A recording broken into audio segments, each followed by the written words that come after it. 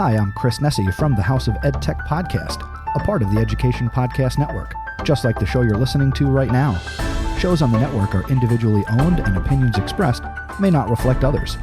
Find other interesting education podcasts at edupodcastnetwork.com.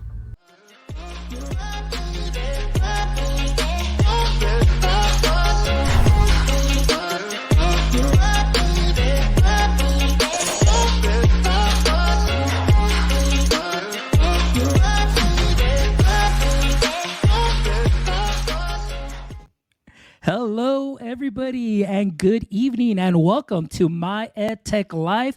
I am so excited to be here today, guys. I know it's been a while. We've been on vacation, schedule changes, and so on and so forth. But I am so excited to be back here right in front of you on a live show. And you know, today's show is just so exciting. It's so energetic. I mean, I had a great time with our guests just speaking, right now and, prior to the show. And I'm just so excited for his energy and what he's going to come and share with you today.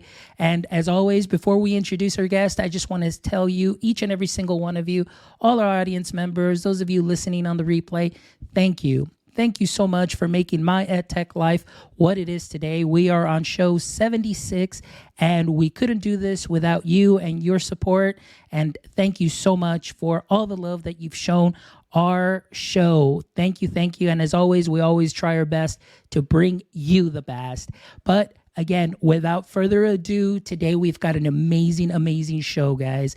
Today, our special guest truly is magical in every sense of the word, not only in what he is able to do as far as maker spaces and tinkering, but just in overall the passion that he shares for creativity and how he inspires students and even adults such as myself to continue to create. So today we have Mario, the Maker Magician, with us today. Mario, how are you doing today?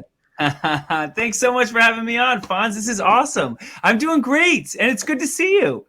Thank you. Thank you. Likewise, it's great to see you. I'm glad that you're here, and I'm excited about what we're going to be talking about. So, Mario, just for our audience members, those that are watching live right now or those that will be catching this on the replay, if you can introduce yourself to our guests, give us a little bit of context as far as what you do, and I normally ask if you can add one interesting fact about yourself that no one knows, but I think just being a maker magician is already an interesting fact. But if you can go ahead and enlighten us with maybe one more fact, we truly love that. So my name is Mario Marchese. I go by Mario the Maker Magician, and I'm part of a family that tours the country a couple months out of the year. And we have a touring family show, and my show is all homemade robotics. And I've been very fortunate over the years to be, performing on television a little bit and doing some being an opening act for some artists. I've been on Sesame Street where I got to make magic tricks, and I got to tour with David Blaine in 2018. So very awesome events that have happened over the years that helped us raise our kids. I have 2 kids to be able to do this full time, where I can share my love of making and magic, and get to raise my children in that too. Man, that is amazing. Like performing with David Blaine, that is amazing. Can you tell us just maybe a little bit of how that experience can be like? Yeah. So, I'm lucky to live outside of the New York City area, and I got fortunate enough to cross paths, and it was a magical thing that happened where David, needed, he was doing some events where there was children involved, and my name came up, and I got a chance to, work with him. And it was a life-changing experience to be around someone who is kind of like the staple of magic. I mean, he really is the magician of our generation. So, just the moments that I got to spend with him, I think of him like the Steve Jobs of magic, So it was really exciting to be around such a creative force, and also because of people like him and like the small things that have happened, like, those kind of things help elevate your career and give you confidence and help you to pursue further, So from that, we got fortunate where we could, perform at some small time theaters throughout the country. And it's been real fun watching the robotics evolve into bigger robotics, and the way we can interact with families with the robotics to do magic, has been real exciting. Oh man, that sounds so exciting. And I'm just really so pumped up with all of your experiences that you're going to share with us also as well. But, just to kind of get things started a little bit, as you started pursuing this, what was your inspiration? How did you put, or maybe let's go back to maybe even as a child, were you a tinkerer? Was this something that you had already been doing, that you were experimenting with, being creative? Tell us a little bit of where that love of tinkering started coming from, or maybe where it blossomed. Yeah, I mean, my first job I ever got was at a flower shop in Mamaroneck, New York, called Mamaroneck Flowers. And I remember I was very short, in school. So I was like always the shortest kid. I remember pulling up on the counter, like, can I get a job? And like, they were like, no, come back next year. And it was a flower shop near where I was growing up, near my house. And I started working at this flower shop, and they taught me. It was a wonderful family there. Like, talk about family business. And they just kind of took me in and taught me the art of floral design, and how to mix colors properly, and what's pleasant to the eye, and how to design flowers in a very specific, tight space. And that kind of started the creative journey for me. And from there, I had an amazing teacher, Miss Ranello, in Rhinebeck High School, and she changed my life. She taught about artists that made a living doing art, like people like Andy Warhol and Basquiat and Alexander Calder and Tom Sachs and all these different kinds of mediums to create art and expression. And that blew my mind, like it really affected me. So the love of art came first, and from there, I got the magic bug. I accidentally walked into a magic shop in my early 20s, and when you're lucky, once in a while, you'll get to see someone perform their art, and their art is perfection. It's like watching a Picasso painting, and in the moment what you're seeing is profound. And I got lucky. I just happened to watch a routine by a performer that was way more famous than I could ever imagine. I didn't know at the time, but watching like perfect magic changed my life too. And I just couldn't look back. I wanted to replicate the magic that I felt. And that's how the magic journey started. Wow, that is such an interesting story, just growing up, understanding a little bit of that creativity, the art, working at the flower shop. And then thanks to Ms. Ranello, look at you, for inspiring you in just bringing you into the world of art and creativity. And, guys, I just wanted to add, that's why teachers are so amazing. Just the inspiration. All it takes is that one teacher that can just spark something in you. And then you walked in, you saw the magician perform, and then it was just bam, that's it. That's what I want to do and replicate. So tell us about that little journey, or I should say that journey now of how you kind of just started, maybe how often did you practice? What were some of the obstacles that you had to overcome to now get to where you're at today? Yeah, that's a great question. Magic is just like playing an instrument or learning how to paint. You learn from the classics, so like if your goal is to be a musician, you're going to cover the most famous songs that hit you the hardest, and then learn the algorithms of what make the song great, right? And then you learn how to replicate from that. So it's the same thing with magic. Like there's core principles of magic. So right away, like I learned these classics, like the Miser's Dream, like these kind of routines that are like magician's ears when they hear it spark up. Everyone else is like, what is he talking about? But these are core principles of magic that you learn. And then from there you start creating your own. So that creative mind, that whole creative pursuit from when I was a teenager kind of sparked up once I started learning those classics and magic. And you want to make your own song, no matter where you pursue your art. And I think that's the big thing that I admire about you too, is how like your pursuit, like the way that you pursue this creativity when it comes to kids and like educating teachers, like that whole concept is so powerful because it only takes that one teacher, and it only takes one tool, whether it's an Arduino or whether it's a 3D printer and you learn something on Tinkercad, there's going to be something that clicks.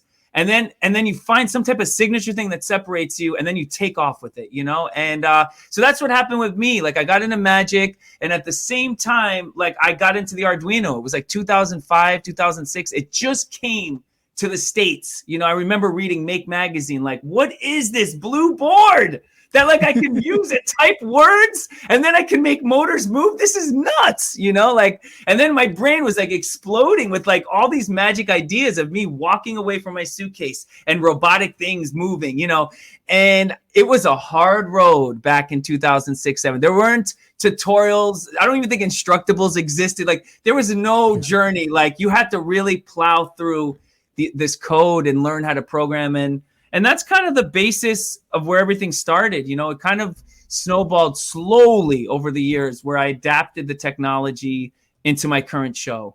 Wow, that is amazing. And what I love is how, for me, growing up and watching performers do, TV shows and doing the magic and the illusion, all the illusions and all that stuff. But for you to kind of take it that extra step and including robotics, to me, I think that seems really cool, because it's like you're stepping outside of the box, something that maybe nobody has tried to do before. So let me ask you something. Like, was that something that was kind of maybe was it very well received in the community, or was it kind of like, he's cheating, you can see the robots doing all that stuff, and so on? What was their response? Yeah, that's a great question. I mean, I talk about this story all the time. Like, the way that it started was I had two different worlds. Like, I had my tech world where I was building abstract machines, and I had my magic world on the weekends where I performed. It came from a criticism I got from a show where some parent was complaining about, the show just seemed generic and just seemed average. And that really cut to the core. And I was at a fork where I had to choose, like, do I stop doing magic, or do I utilize every single talent that I have over the years and put it into my show? And from that moment, I started integrating electronics, and I built this trick called the suitcase machine. And I have banners that pop on my suitcase, and then one by one, every banner just falls on purpose to music. And the kids scream, and then I fix the banner. And then when I turn around, another banner falls. And the next thing you know, there's like spring snake shooting. There's like a giant eyeball climbing up. And then all the suitcase collapses with all the banners, and it was awesome, man. That was like a game changer. Once that evolved into the opening of my show, I couldn't look back. And it's been really fun trying to figure out new ways of how to use this technology. Actually, can I show you a video of a short performance of during this pandemic? Because I lost my in-person show for all these months. It was devastating, not only financially, where our income depends on this, but it was also just like creatively. But through that frustration, I built a robot called Automabot, and I'll show you a clip. This robot's is more famous than me forever. Like, I don't know what happened. I never have viral videos, but this robot, I'll show you one clip of this. This is a robot named Automabot that I built performing a classic of magic called the coin matrix. This is a trick that magicians perform all the time. But the difference is here, I completely went nuts, and I built a robot that does all the performing. So here, check this out real quick.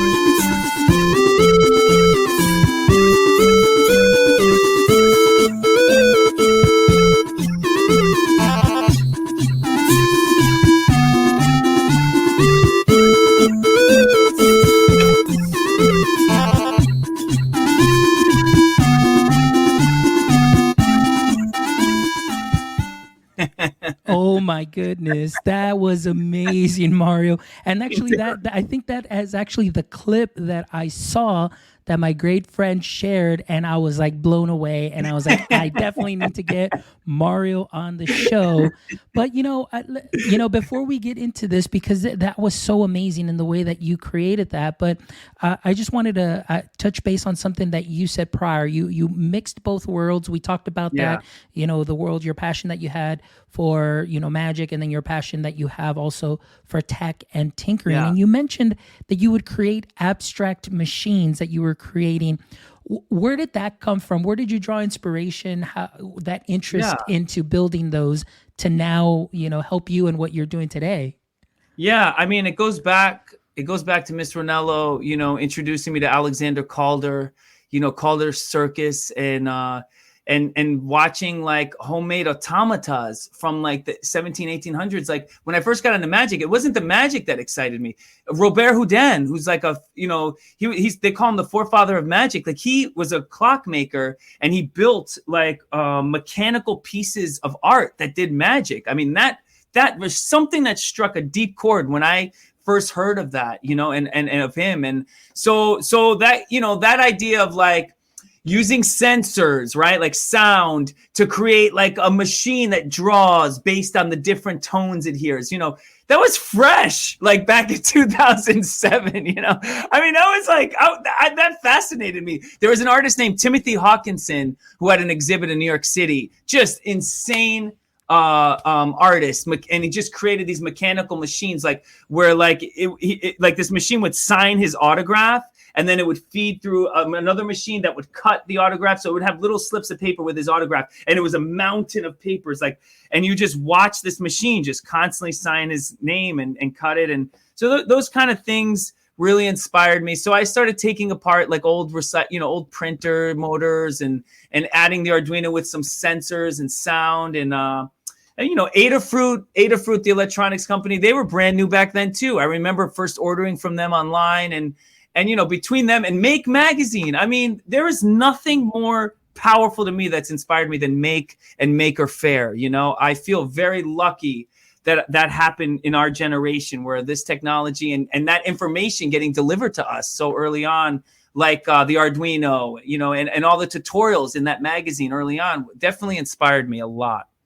Man, that is so, so cool. I just love hearing that, and to be able to, for yourself now, being able to use that passion that you have in both magic and in tinkering and in creating. And now you've put a show together where you are promoting, you're promoting maker spaces, you're promoting tinkering, you're promoting creativity, you're promoting innovation. And to me, that really speaks so highly of you, and the fact that you've been able to take the things that you love and maybe even step outside of that box and taking it to a new level. And now you're presenting it to others, to an audience now today that maybe oftentimes may not be too much into tinkering, because of course we may be busy with our cell phones and we're more into the electronic aspect of it. But the now being able to get hands-on, and I've experienced it for myself doing STEM camps, the look on the students' faces when they're problem solving, they're collaborating, they're talking to each other, they're kind of like in their own world, where maybe if there were differences among them, now it's like, hey, we're working together to create something. And I think that is just something that is so valuable, and that is just amazing. So I thank you. Thank you so much for what it is that you do. Thank you, man. That's why it's so great to jam with people like you, because I can tell your heart is in the right place. Like what you do, like the goal is authentic, and that's what it's about. I didn't choose to be a children's magician or a family entertainer because I want to be famous or I want to make millions of dollars, I chose it because we all have a story to tell in this life, and I really believe that life's meaning is like us just kind of like, I was talking about this yesterday. I picture life like a table that's covered in sand, and we spend our life just moving the sand around and reading the words of what the story is that we're always meant to tell, and there's distractions and there's all kinds of noise all the time.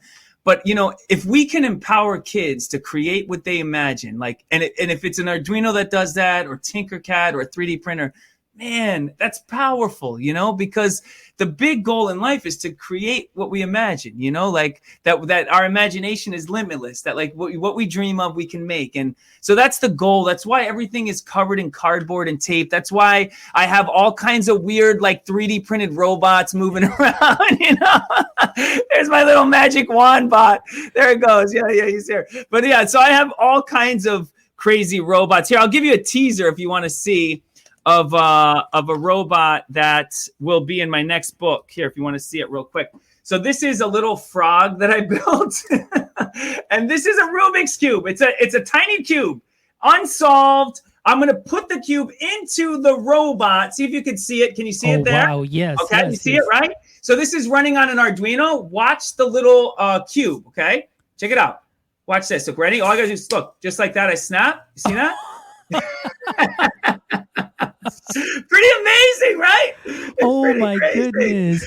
So this is a teaser of my second book that'll be coming out in the winter, where it's going to be called maybe Robot Magic. So there's going to be 7 robotic magic routines, and everything in the book is going to be cardboard. Like this is another routine. It's called Chomperbot. That's going to be cardboard, robotics, and a magic trick. So where it's not just about the movements. It's about a routine that can make people, get them inspired, get them excited, All right. Well, we've got Eric Davis here who's joining us on Facebook. Thank you, Eric. He gives a big wow. So, Eric, thank you so much. Thank you to all our viewers that are watching us right now on Facebook, Twitter, and Twitch. And let me see where we else. And on my EdTech Live or EdTech Teacher page on Facebook. Thank you so much. Oh, my goodness. That right there is just amazing. Unfortunately, we probably wouldn't be able to compete in a competition with that because, we'd be winning for sure. But that robot was something that was very impressive.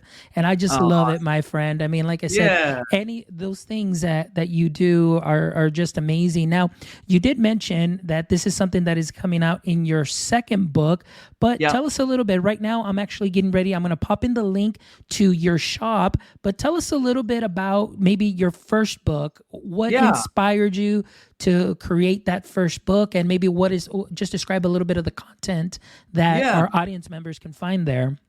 Yeah, so I've been really lucky. I've never published a book in my career. This year, I got fortunate enough to collaborate with Make. So this is published through Make. It's called the Maker Magician's Handbook. And what the book is, honestly, from a grown-up perspective, this is my best lesson plans, my best magic lesson plans for kids. I taught magic after school programming for 5 solid years, every day of the week to 5 different schools. And this is the best routines that I could teach in 45 minutes that gave the best reward to kids. So basically, I compiled those lesson plans into a full magic show that you can build at home. And that's what this book is. The best routines from the 5 years. And they're using all classics of magic, but it's accessibility. So everything is accessible objects that you have around the house. So I'm really proud of this. If you guys... Yeah, and then there's my philosophy too of how to put style into your performance, like the aesthetics and creating a backdrop and adding music, so it's all in here. And speaking of Make, I don't know if you know, but Maker Camp just got launched this week. There's so many great projects and tutorials on makercamp.com right now. And some of those projects from the book are actually there. So if you're registered on Maker Camp this summer with your summer camp programming, check out the arts and crafts section. You'll see 2 of the chapters from there. Oh, that is perfect. And I think that is just so amazing. Actually, I'm sharing the link here also as well to makercamp.com. And as soon as I open this right now, guess who it is that I see right there? That video, immediately it's you. So, I mean, this is so great. I am, taken back because, again, I'm just really excited of just everything that you've shared so far. I mean, just your energy, your passion, your journey into this world and what you're continuing to do. So let me ask you something is, as far as when you were, I was watching and doing a little research too. You were telling a story in another show where you said that, growing up, or maybe you'd like to buy and take apart things and things of that sort. Can you tell us a little bit about maybe was that something that just started maybe like you said when you started tinkering, or had it always been something where you were always curious as to how things worked? Yeah, no, like I grew up in a very traditional home. Like my dad came from Italy to America. I'm first generation American. My dad was a stonemason. Like I watched my father growing up build the second floor of our house, like with him and like two other people, So my dad, talk about maker, just watching that growing up definitely left a big impact. The confidence to build inside yourself that you can make anything, and the only thing that's stopping us is just the research and asking the right people to help us, And I think that's a really big thing that happened during Maker Faire. Like when I first started going to Maker Faire, that's what changed my whole direction. Was like, man, there's always somebody that knows something that can help what my dream is, what I'm trying to create, what the direction. When you think about Maker Faire, it's like 150 tables, and each booth is someone who's mastered a specific art form, And you take the business card, you buy a product, and you do your research. And especially now with the internet, obviously a quick search can bring up some amazing tutorials to help you create what you imagine. But yeah, at an early age, watching my dad make stuff. And then as I got into tinkering and electronics, battery powered electronics are where my heart's at. So I hack everything, I add relays to cheap toys and an Arduino and make a magic trick. Like that's part of what I do for magicians when I lecture is I do that where I introduce them to how to take apart any electronic toy and make it into a magic trick, in performance. So the idea, it's a liberating feeling because when you buy a product, you should never look at it like it stops there. Like you got to be able to open it. You have to be able to take it apart. Actually, there's a shirt from Make that says, if you can't take it apart, you don't own it, and I love that. But, you're hitting on so many things, believe it or not, in what you do and in the teaching profession. A lot of those things correlate, like you said, as far as finding out how things work. Like sometimes, even in my job as an instructional tech, and you find a platform that does something, and then, maybe there's another platform that may do the same thing, but they just add an additional bell and whistle. And then all of a sudden we kind of get drawn to that without really diving in deep to that first platform and seeing the full potential, and even in figuring out how to use it in innovative ways that maybe the company never intended for them to be used that way, but you figured out how you can, and doing those things. And very similar to, like you said, that passion that you had of figuring things out, how things work, to give you that better understanding, the skill level too, the skill set that you're building there. Also, critical thinking skills, the problem solving skills and those things. So I just love that I myself, just coming from that education lens in seeing everything that you do, I'm seeing it as an educator, and I'm like, man, like all of what you've talked about so far right to this point, I'm like, that can definitely help, any pre-service teacher or any teacher. Those are skills that just work in all subject matters. So, like I said, right now I'm actually taking notes, as you can see me here, and doing those things because, like I said, it's great how you can mix or what I'm learning from you, I can take it and put it into my practice. And like I was talking to you a little earlier, it's not necessarily change my practice, but just add that little additional seasoning to what I'm already doing. And I think that that's great because I can see that you're doing that, already for your shows. And hey, Omar is here. Omar's got a comment. It says here, the way we look at apps, what else can our students create? So that's the way we look at apps. Yeah. So what else can our students create? So thank you, Omar, for joining us. Omar is a great guy, also into instructional tech, amazing creator. Awesome. So thank you for joining us, Omar. I appreciate you. Okay, so now that we've got a little bit of, where all of this passion came from, your inspiration from Ms. Ranello, the flower shop, your tinkering, and so on. So, it wouldn't be like an episode if we don't really relate and maybe connect you also to our audiences at, at that level too as well. And, just talking a little bit more maybe personal as far as, imposter syndrome, maybe, there's a whole world of people that are out there that may be doing some things. Maybe when you first started, Can Yeah. you talk to us a little bit about that? Maybe kind of like, did you ever feel like, man, I'm out of my place here. I'm out of my Mm, league. Maybe I'm not doing mm. things right. What were some of those things that you overcame to Yeah, just yeah, be this yeah. amazing rock star that you are now with so much passion?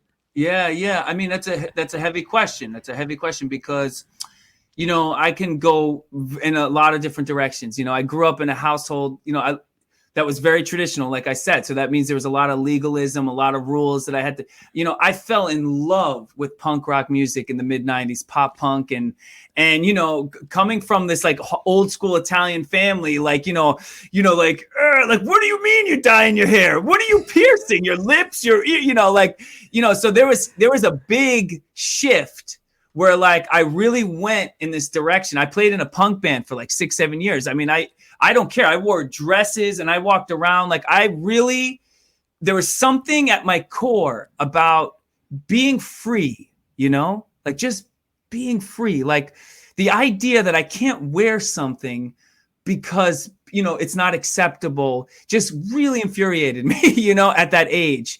And I think there was a deeper tone to that because there's a freedom we all want in this life, like, and that was part of my freedom at that time. And from that freedom and those changes of wearing extreme clothing or piercings, came a lot of criticism, came a lot of judgment, but what happens from that suffering? You either like get beaten down or your skin gets thicker, right? Like your skin gets thicker. You learn to pick your battles, and from that, and performing in a punk band on stage and being loud on the mic and like, and like all that stuff, like really, I don't know, something hit home when it came to kids, and when I was a teacher's aide for kids with disabilities in my mid 20s.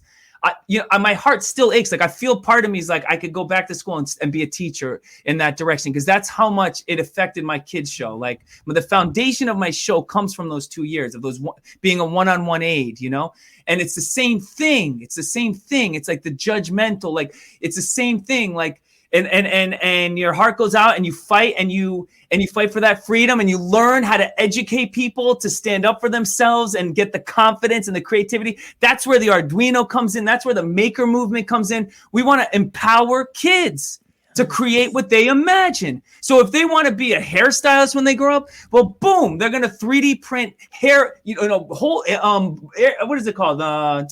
Hair dryer accessories, they're going to 3D print like clips for their clippers. Like this kind of technology can be utilized in all forms, like, so the idea for me when I learned the Arduino, it wasn't just like a little techie thing for me. It was like a game changer, like learning how to use a hammer and a nail. You know what I'm saying? Like, so from that stuff, that's where my kid show changed. It wasn't just a kid's birthday party anymore. It was a symbol. It was a philosophy. It's me going to schools and theaters talking about why I use cardboard and not fancy materials, right? Because art comes from the bottom up. It comes from poverty to riches. It doesn't come from the other way. You don't write a great song when you're comfortable. You write a great song when everything sucks, That's where the song comes from. So from those teenage years, I know I'm getting passionate about it because it's a trigger, you see?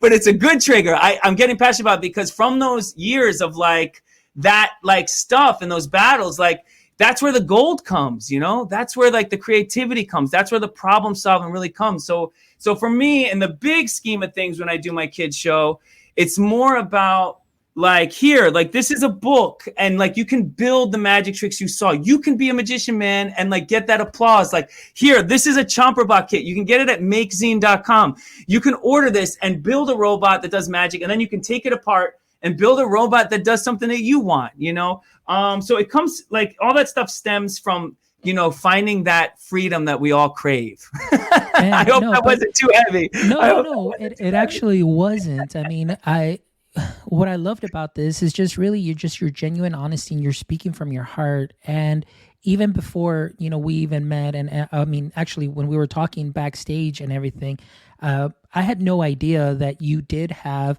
kind of that background in education as far as being that teacher aide, for you said special needs kids or and I was in school special for it education. Too. Yeah, I was in school for it too. Yeah, and believe it or not, with that conversation, even prior to that, and up until now that we've been talking, I was like, man, I know that he's either been a teacher or maybe worked or maybe even thought about it or somewhere, because it really shows that you do have a heart for teaching. You in right now in just what you expressed, just I feel and I echo everything that you said as far as empowering our students, giving them the freedom by giving them those tools that they can create. And oftentimes, and it's come up, it's been a theme in probably like the last 25 shows here where we've talked about how students have not had as many opportunities to be creative in a school setting. And one of the reasons that we always talk to and we kind of drill down is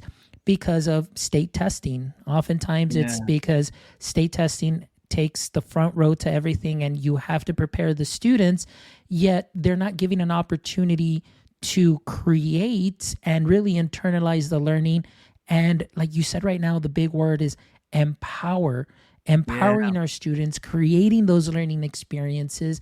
And so, like I mentioned to you, I'm pretty sure that, actually, like I said to you, it's the students will remember the teachers that have created those learning experiences. So, I mean, not being at one of your shows and never seen one of your shows in person, I can tell though that those kids that are there in your show are leaving empowered. They're leaving excited. They're going to leave just with this, the creativity bug is there.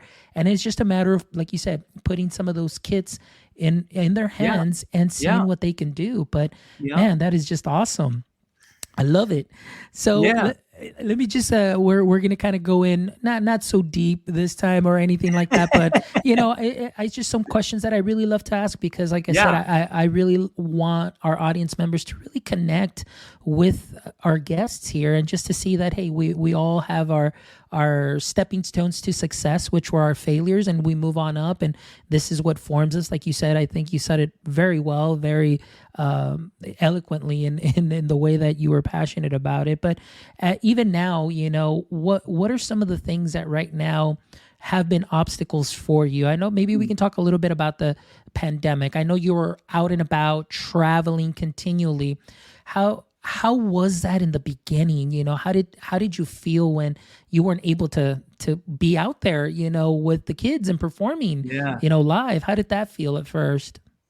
Yeah, I mean, when you have a rhythm in your life, and you have this stability and this balance, there's certain things in that rhythm and pattern that create happiness in your life, and then if something is taken away, so like my show is like, that's where I get that feedback and that like excitement where I know that I have my purpose in the world, and then it's like taken and it's like, oh man, and then I'm in a screen doing a Zoom, or Facebook Live. And like, I'm bringing all my stage robots, on the Zoom screen and they're just bombing, right? Like everything I'm doing is failing, because I'm trying to do the same show I do on stage on Zoom and it doesn't work. Long story short, remember what I said earlier?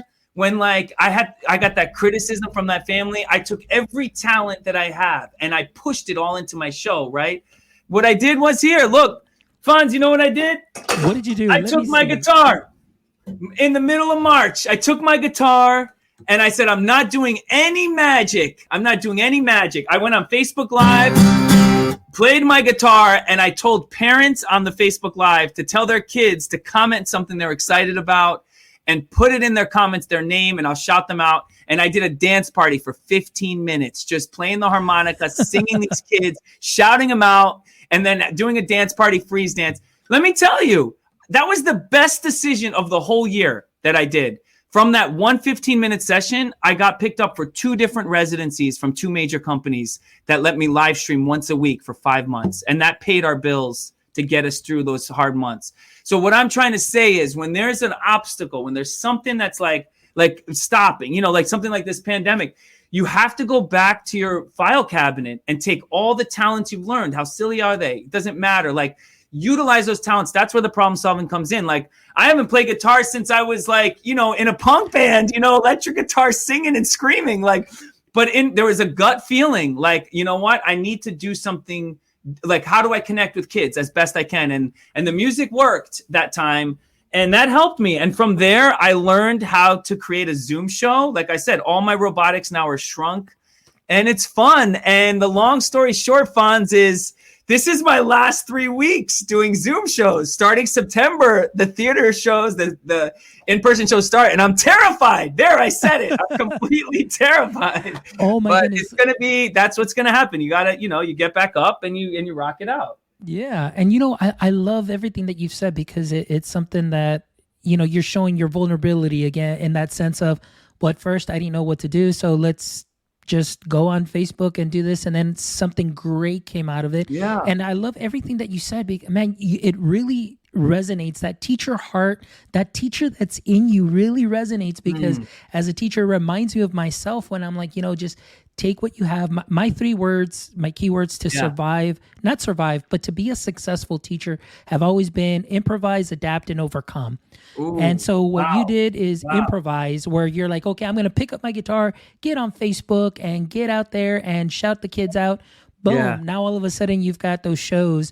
You're still doing what you love. Now you've got the music, you've got the shows, the magic, the tinkering, and you're still just sharing that love and passion that you have for your craft. And then now you're getting ready to come back after 18 months. And now it's like, ooh, it's like now I'm coming back live. But as a teacher, I mean, I would imagine, like you yourself, even when you were doing your student teaching, being vulnerable in that I don't know everything, and how is this going to go? How is this going to, and, teachers go through that all the time. So, like I said, this is the one thing that I've enjoyed this whole conversation, but I keep picking up on those underlying tones of that teacher heart and the way that you've been able to do these things. And I'm just, like I said, I'm very inspired. And talking about inspiration, let's talk about, your show now a little bit. And where do you draw the inspiration from as far as your tricks, and what kind of robot you're going to build for that specific, magic trick and so on? How do you ideate all of that, Yeah, it's a great question. First, before I even answer, is the 3 things you said. What was it? Improvise, adapt, and overcome. So good. Like, so good. Like, now I'm writing stuff down. I mean, that's like such a symbol for, even as a performer, we're constantly improvising, we're constantly adapting, and we're constantly overcoming every audience. In magic, we always say you never have the same audience twice, so you're constantly adapting, because you're never going to have that one heckler. You're never going to have that one person that was laughing really loud that helped you through the show again. There's just so many variables. So anyway, that was very powerful. I'm so glad you said those 3 things. But guess what, Fonz? I forgot your question now, so you have to tell me. No worries. What I was asking is just your inspiration. Where do you draw your inspiration from for your next robot, your next trick, and so on? Where does that all come from? Yeah, so basically for me, my goal, as a performer and a business person, is to take the maker community and the magic community and bring them together. So I constantly research what is hot right now in the magic community, what's trending, what are the tricks that magicians are doing, and what's hot right now in the maker community. What are the things that are trending, what technology, tech, and how can I take the core principles of magic to mix them together, And that's kind of like the video I showed you with the coin matrix, with the robot, with the 4 quarters, That's where that stuff comes from. I didn't invent I didn't invent the matrix coin trick. Every magician does that with cards, What I did invent was making a robot do it, So it becomes brand new again. So what like going into this new year, I am definitely changing my show up. I am definitely adding new robotics. The idea is to have insanely strong magic that I can create. And how do I adapt robotics to that strong magic? But not just robotics, like homespun, homemade, in my style robotics, where kids aren't afraid of it in the sense that they won't be able to make it. Like, I want them to go home always looking at everything I hold as something that is homemade, so they can feel that empowerment and do the research to try to make things. But yeah, I mean, all kinds of things inspire me. There's blogs I read. I search certain video playlists, everything that who I interact with, magicians that I jam with.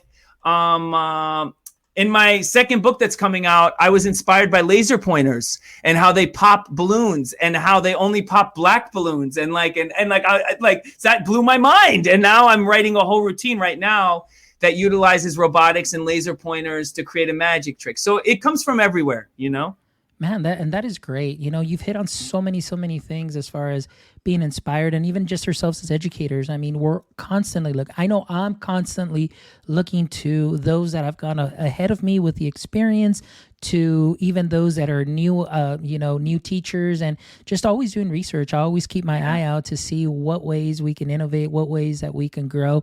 And like you said, something that you said really resonated with me was that you didn't invent the trick. You just kind of made it new. You reinvented it in a different way. And even ourselves, I mean, as educators, I think that that's some good advice for us. And even as people, to continually reinvent yourself and just, take what you are already doing and maybe just add that, like I said, that additional seasoning, and then just keep going. And, I think that that's really, like, every time I hear you talk, I feel like, man, I am totally talking with somebody that's like-minded. I feel like, and I'm talking to a teacher, because today I'm learning from you, and you've really sparked, again, fan that flame, that passion for what I do and what I want to do and continue to do and work on. So thank you so much, Mario. Really appreciate it. Yeah. And before we wrap up, as we get to the end of our show, I just wanted to ask, where is the best way that our audience members can connect with you?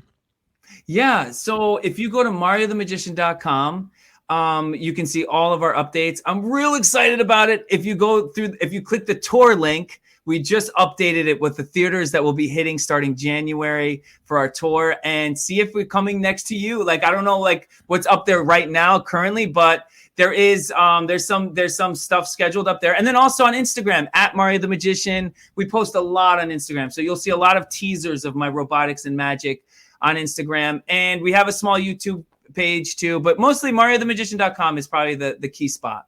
Perfect. And let me see here. I am putting up the website here just for our audience to check out. And so here are the tour dates. I did pop that link in there into the chat. And of course, they can visit you on your website, but you've got a couple of shows here that are coming up, and I don't see anything in Texas yet. Not yet.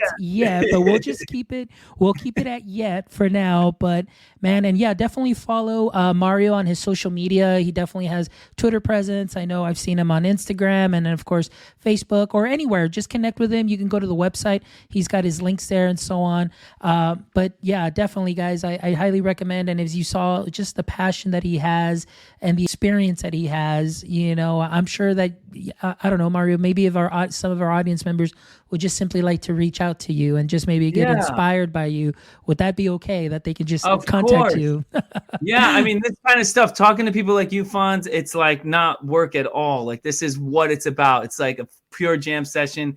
Talking about making is what excites me. And I know it excites you too, because we were jamming even before we even started recording. Yes, we were, man, for sure.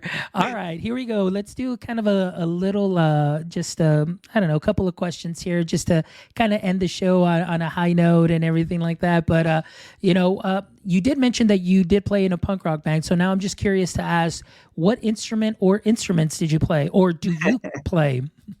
So, I was just, early on, I played guitar and just acoustic guitar and sang. I did a lot of open mic nights and jams. And then, I wasted, no, I don't like to say wasted, but I mean, I didn't make much money for a long time. But I had amazing memories with a bunch of friends, and we played for about 4 or 5 years in a couple bands right here in the Northeast, like in New York, New Jersey, Long Island area. There was a great pop punk and hardcore scene, like in the late 90s. Man, I'm really aging myself.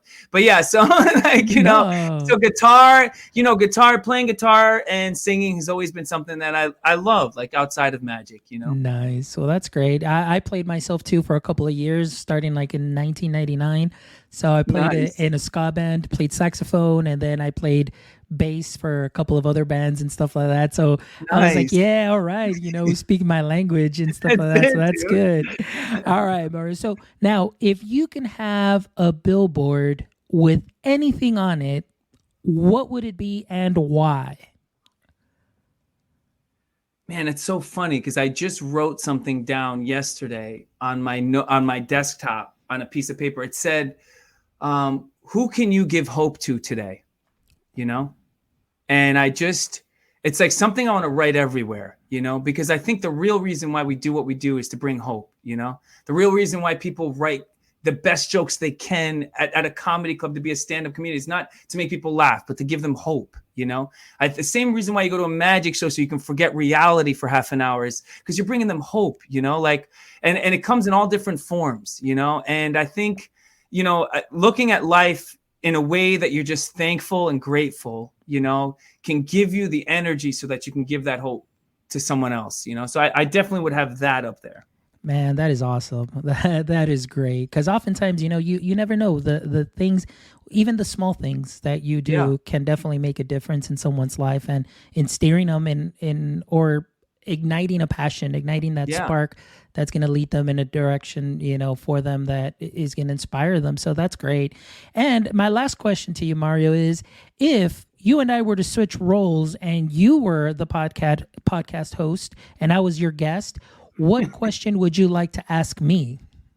Oh man, this is great. What would I ask you? I mean, I guess I would ask like what can us and teachers do starting this new year as the pandemic ends and we're going back into this hybrid learning? Like, are there any tips that you can give us, like, as we enter into this new realm of reality when it comes to being a teacher? Well, the thing is, always the tips are always improvise, adapt, and overcome. Always be ready for that. And if anything, this 18 months, I think that has been the big lesson for a lot of educators, to be able to do those three things, but to also, once we come back, really, work on building relationships with students. They are coming back after 18 months, depending on where you are. And, it's going to be different for them again, just as you yourself are kind of a little nervous now that you're going back to live shows. I know we have teachers. We're going to probably even going to have students that, are going to come back and they're going to be like, oh, like, what's this? Like, and kind of have to, socialize again. So just build that community and to never forget why it is that you do what you do, that passion that we have, like you said, to bring that hope to people, to spark and fan that flame. Because just like Miss Ranello did for you, I still remember my high school experience with my teacher that just I've never forgotten. And that is one of the things that students will always remember, the teachers that create those memorable learning experiences. So that would be my biggest thing right there that I'd love to share. Love it. Absolutely love it. No, it's true. I mean, you're speaking so much truth. It's true. Awesome. Well, Mario, oh my goodness, I can't believe that we are done. We could definitely kept going on for at least another hour or so, just because the conversation has been great. But I definitely, now that you are part of my PLF, I use that hashtag PLF is my personal learning family. You are now a part of my personal learning family since we've connected. So you always, and this goes to all my PLF family, you always have an open invite to this show. So maybe when your book comes out, or maybe when you have some other updates, things of that sort, and you'd love to come back and visit and just jam out with us again and just continue to inspire educators, inspire students, inspire anybody and bring them hope, you're always more than welcome to come back here, my friend, and this will be your platform to share that as well. So thank you so much for your time, Mario. It's been wonderful. Yeah, awesome. Thank you so much, Fonz. Everything that you do, man, it's just so inspiring. Thanks for having me on. Yeah, thank you so much. And to all our audience members, again, thank you so much for those of you that joined us on Facebook, joined us on Twitter, joined us on Twitch and on YouTube. Thank you so much for joining us. Omar, my friend here, I know we've had a couple of guests with comments and so on. Thank you. And as always, we always strive to give you our best. So please, if you have any feedback for us, let us know. Go to our website, myedtech.life. You can go ahead and drop us a line, contact us, maybe even give us a review of our show, or check out all the other 75 shows that we've had prior to this. And again, thank you again for making our show what it is. I appreciate you all, and we'll actually see you this Saturday, believe it or not. We've got a special show this Saturday with the Unlock the Middle guys. So they're going to be here on our show, so I'm really excited about that. And again, as always, Mario, thank you so much. Enjoy this time, and I wish you the best to you and your family as you're getting ready to hit the road, and much success to you, my friends. All right, guys, y'all take care, and don't forget, my friends, until next time, what do we always say? Stay techie. Y'all take care.